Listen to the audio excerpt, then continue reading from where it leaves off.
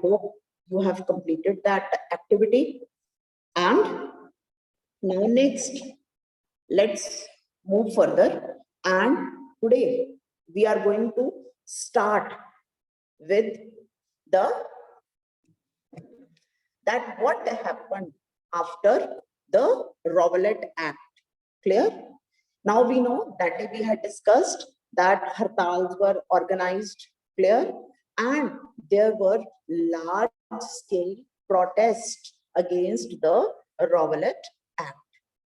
Now what happened that the government, I told you, that was already disturbed by the growing popularity of Mahatma Gandhi, and therefore they did not want that he should get any further success. So therefore, keeping this in mind, martial law was imposed in Amritsar. Now, what does martial law mean?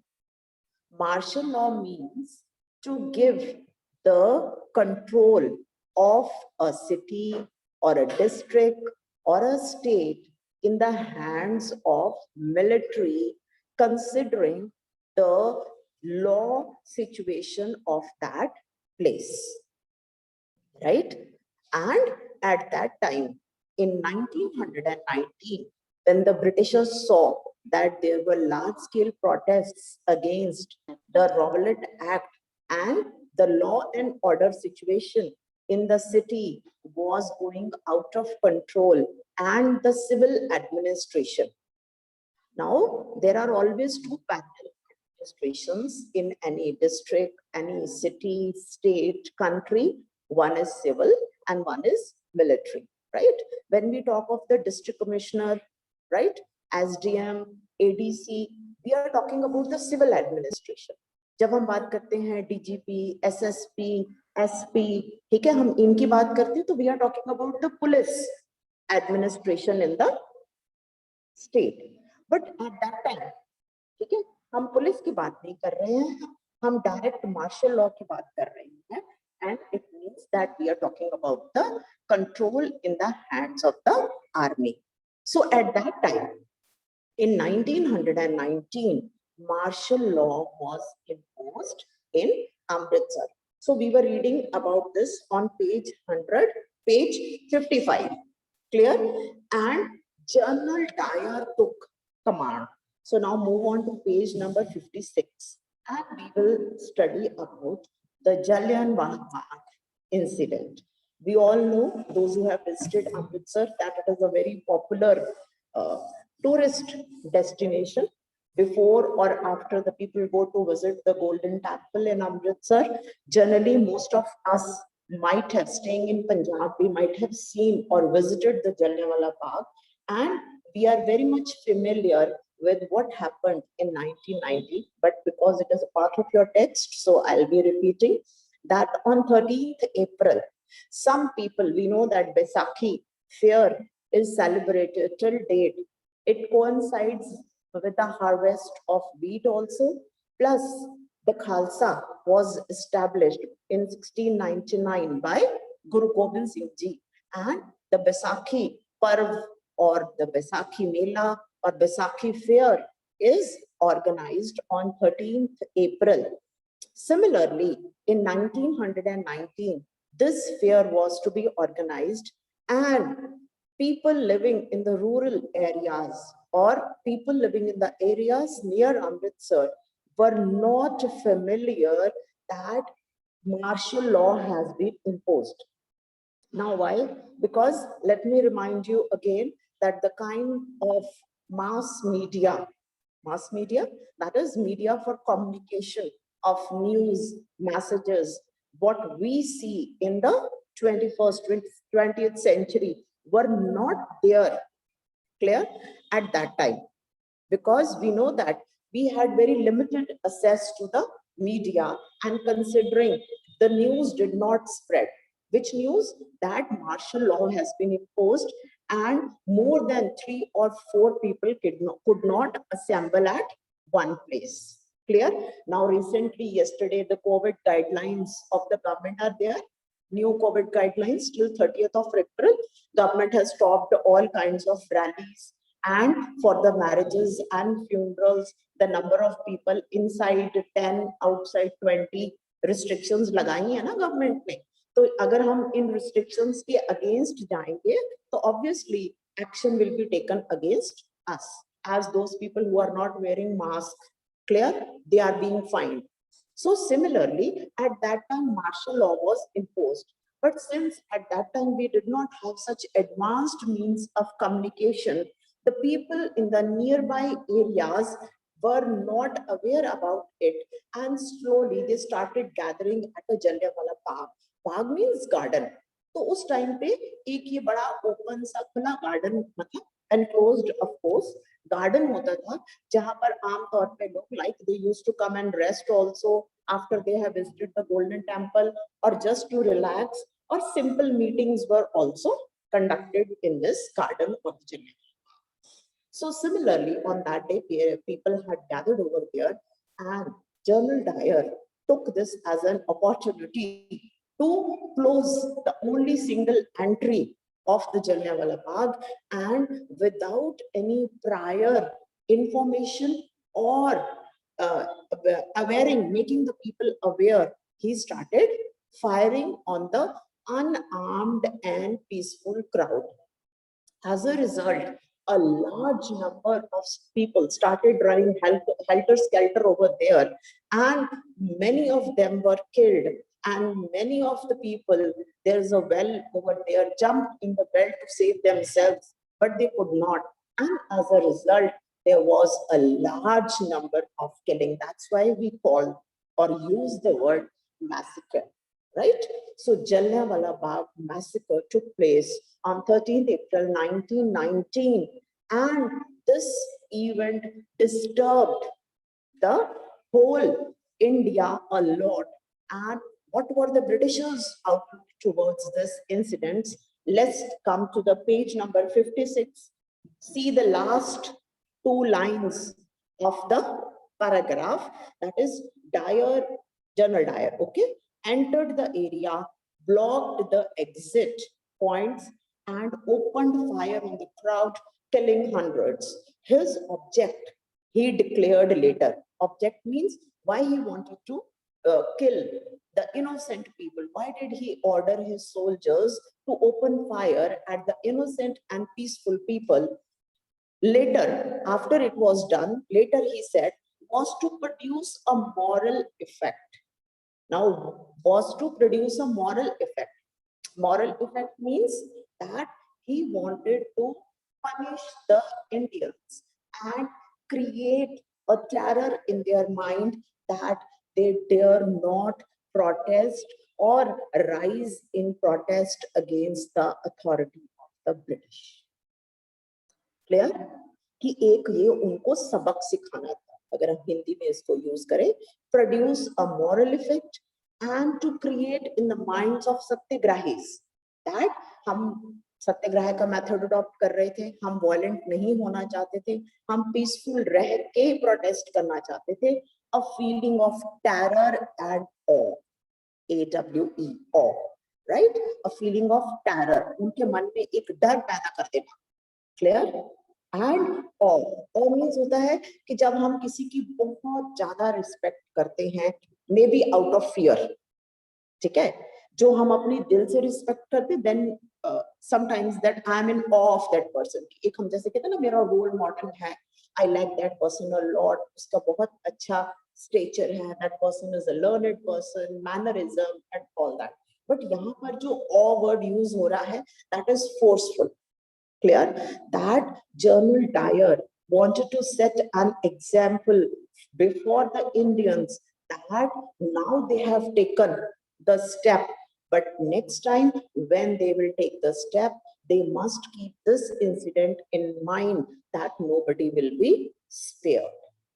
So his motive of the massacre was this, to create moral effect, to create a terror and awe. So these are the 3 points. Suppose you get a question, right? That what, clear?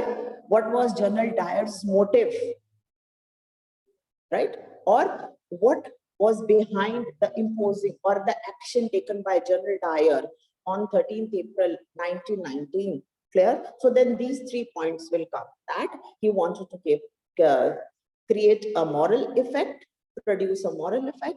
Second, to create a feeling of terror and awe amongst the Indians.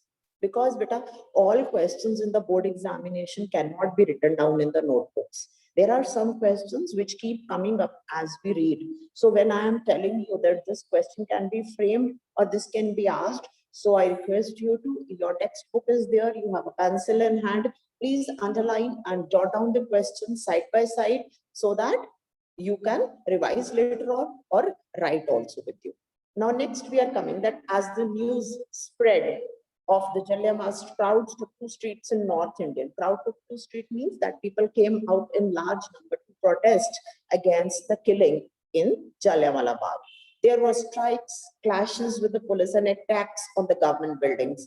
The government responded with brutal repression. Clear?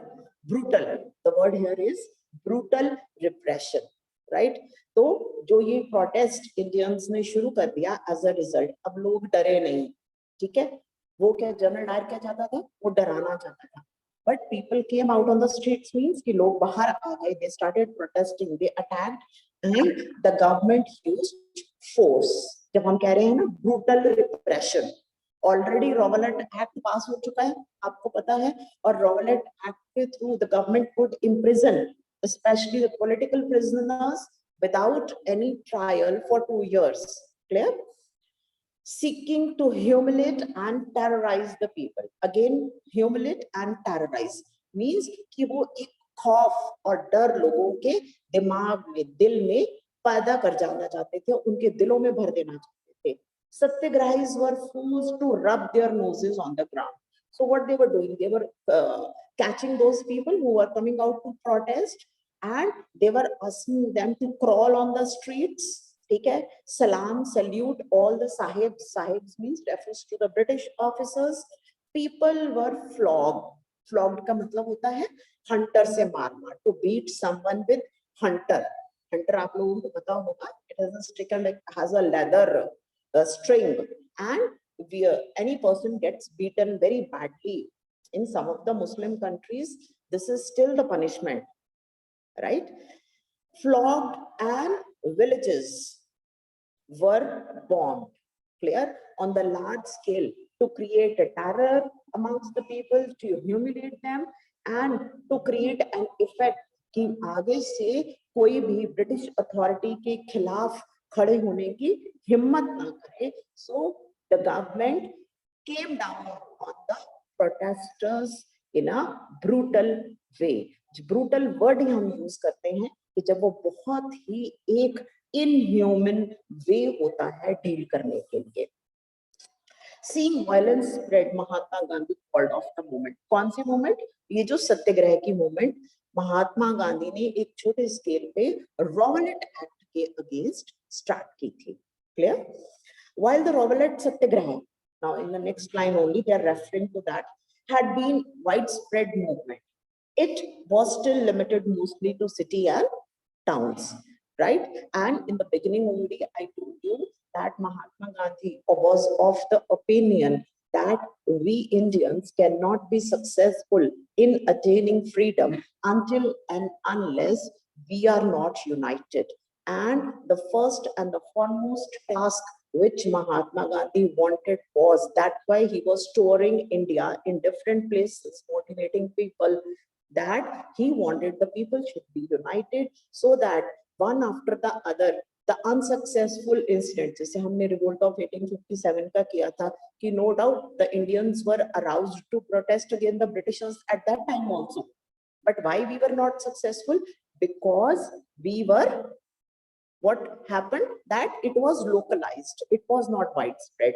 अब similarly हम Rowlatt सत्याग्रह के भी बारे में पढ़ रहे हैं कि क्या reason था इसका? The reason was it was mostly limited to cities and towns, and we know that till date maximum number of people, if not maximum, a great number of people are staying in the rural areas as well. Mahatma Gandhi now felt the need to launch a more broad-based movement in India. Broad-based का मतलब है कि now Mahatma Gandhi ji realized that we need to plan, we need to communicate, that this message should go far and wide. इसको हम आजकल की terminology में use करेंगे तो हम कहेंगे पैन इंडिया, ठीक है, a pan India movement. But he was certain that no such movement could be organized without bringing the Hindus and the Muslims closer together. And you have studied in the 8th standard already that there was a division in the Congress and the Muslim League party was already formed, and the Britishers were using the policy of divide and rule in India very successfully. Clear? And if we wanted that, we want to free India, clear, from the clutches of the British, it was very important that the Hindus and the Muslims should be brought together to fight for this struggle. One way of doing this, he felt, was to take up the Khilafat issue, right? So now let's come to the Khilafat issue. अब हमने Jallianwala Bagh incident पढ़ लिया, ठीक है, उसके बाद हमने reason पढ़ लिए कि जनरल डायर जो था उसके मन में क्या था, वो क्यों उसने ये किया, उसके बाद जलियांवाला बाग इंसिडेंट के अगेंस्ट क्या प्रोटेस्ट हुए, और जो ब्रिटिश गवर्नमेंट थी उसने ब्रूटल रिप्रेशन को यूज किया हमें सप्रेस करने के लिए। इन सब इंसिडेंट्स को देखते हुए महात्मा गांधी जो now had come in the forefront after 1915, उन्होंने क्या रियलाइज किया कि अब हमें क्या करना है। ओके, अब हम फिर फर्स्ट वर्ल्ड वॉर की तरफ जाते हैं कि 1914 में फर्स्ट वर्ल्ड वॉर शुरू हुआ था, 1918 में फर्स्ट वर्ल्ड वॉर खत्म हुआ था, और 1919 में एक ट्रीटी साइन हुई थी। Clear? Actually we have not read, this is just the first chapter which we are doing of this session. We have not so far read the rise of nationalism in India. We will be reading about this thing again, the Khilafat movement. यहाँ पर पढ़ रहे हैं, इसका reference हम वहां पर दोबारा पढ़ेंगे। All right. So was to take up the Khilafat issue. अब हम ये इस पे आ रहे हैं कि ये क्या था। Okay. The First World War had ended with the defeat of Ottoman Turkey. ठीक है? It had ended with the defeat of Ottoman Turkey. Ottoman Empire एक एम्पायर था जो बहुत ही स्ट्रॉन्ग था। क्लियर? ये हम जब ऑटोमन एम्पायर के बात करते हैं तो हम चले जाते हैं 16th सेंचुरी में।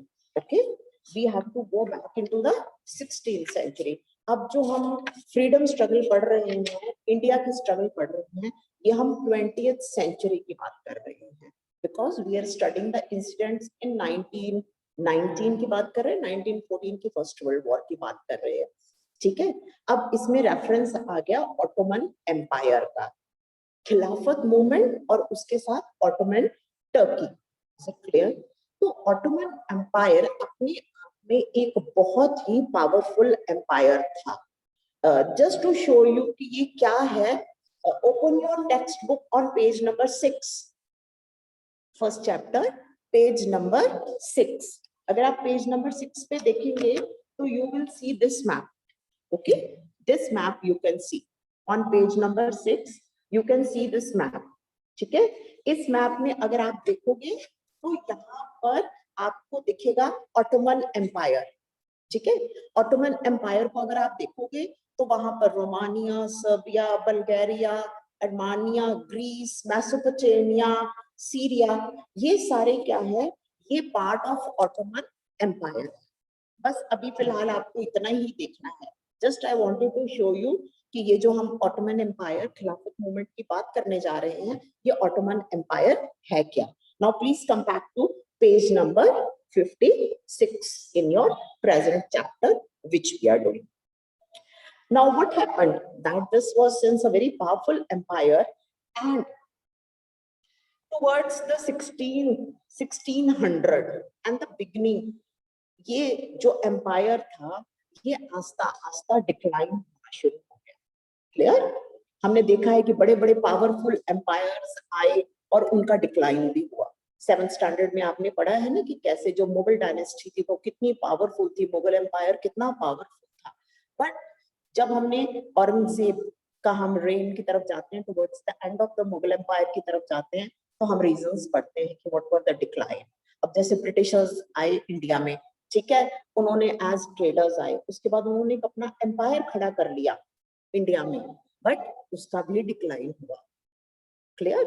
सो इसी तरह जो ऑटोमन एम्पायर था, that also was a very powerful empire, but it started declining towards 1600, right?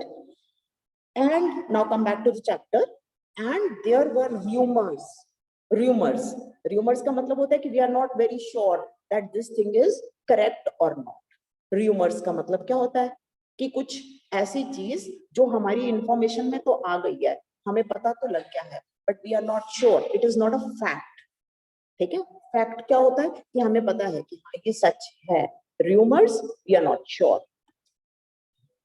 Rumors that a harsh peace treaty was going to be imposed on the Ottoman emperor, कि जो Ottoman empire Turkey का emperor है, मैंने आपको बताया 1914 to 1918 first world war ended, और 1919 में treaty of Versailles was signed, in which the central powers, the Axis powers had redivided many territories amongst themselves. अभी आपको इतना ही बहुत है, we don't have to go into too much of details of that. The spiritual head of the Islamic world, the Khalifa, Caliph, इसको हम English में caliph भी कहते हैं, सी के साथ। यहाँ हम वर्ड पढ़ रहे हैं, खलीफा भी होता है, सी से कैलिफ भी होता है। इसी वर्ड को ध्यान में रखते हुए खिलाफत मूवमेंट, खिलाफत इशू, ठीक है। So who was the caliph और द खलीफा? Spiritual head of the Islamic world, and we know at that time also Islam was a very popular religion, and we had some of the very strong rulers from Islamic world. To defend Khalifa's temporal powers, temporal powers क्या होते हैं? Temporal powers खास करके mention किया हुआ है, इसमें आ जाते हैं worldly and spiritual powers। क्यों? क्योंकि हम जो word use करते हैं खलीफा, कैलिफ, इसका ज्यादा connection religion के साथ होता है। And we know that when we talk about the Islamic kingdoms, Islamic dynasties, religion is a very important aspect in those, right? So to save that temporal powers, a Khilafat committee was formed in Bombay in March 1919. A young generation of Muslim leaders like brothers Muhammad Ali and Shaukat Ali began discussing with Mahatma Gandhi about the possibility of a united mass action in this issue, because we know that we had a large population of Muslims in India as well, because at that time the present countries of Pakistan, India, Bangladesh were one state only, and we know that from the very beginning we had a large number of Muslim population staying in this area. So when this issue was raised after the First World War, so Muhammad Ali and Shaukat Ali approached Mahatma Gandhi to think that how they can also start this movement, which Khilafat. Gandhiji saw this as opportunity to bring Muslim under the umbrella of a unified national movement. अब हमने सत्याग्रह movement Mahatma Gandhi ने already start कर दी थी। हम सोच रहे थे कि कैसे लोगों का किस तरह की स्ट्रैटेजी प्लान की जाए कि ब्रिटिशर्स की इसके खिलाफ और एक अच्छी और स्ट्रॉन्ग मूवमेंट को स्टार्ट किया जाए। तो ये जो खिलाफत, खलीफा के टेम्पोरल पावर्स का जो इशू था, so when these two brothers they approached Mahatma Gandhi, so he saw this as an opportunity to unite the Hindus and the Muslims. So umbrella of a unified national movement. At the Calcutta session of Congress in September 1920, underline, we will be doing this in the map also. Calcutta session of Congress in September 1920, he convinced other leaders of the need to start a non-cooperation movement in support of Khilafat as well as Swaraj. Swaraj, right? It is made of two words. Swa means our own, Raj, rule. So now we also realized that it is high time that the Indians need to fight for self-rule. ठीक है, स्वराज, स्वराज को हम self rule भी कहते हैं. So now Gandhi ji saw this as a golden opportunity to combine these two movements. The movement to acquire self-rule from the Britishers and also to protect the rights of the Khalifa, right? Where the person who was, it was felt that his powers were being threatened once that treaty will be signed or once the treaty will be framed after the First World War had come to an end. Clear? So this brings us to the end of 1.2, the topics which we were doing. So the next topic is why non-cooperation. Cooperation means किसी का साथ देना. Clear? Now this is 1.3. Cooperation का मतलब क्या होता है? किसी का साथ देना, right? To cooperate. And non-cooperation means that we will not cooperate, participate. Further in the chapter, you will read that why the Britishers were successful in establishing political control over India, because the Britishers had never come with the motive of establishing an empire in India.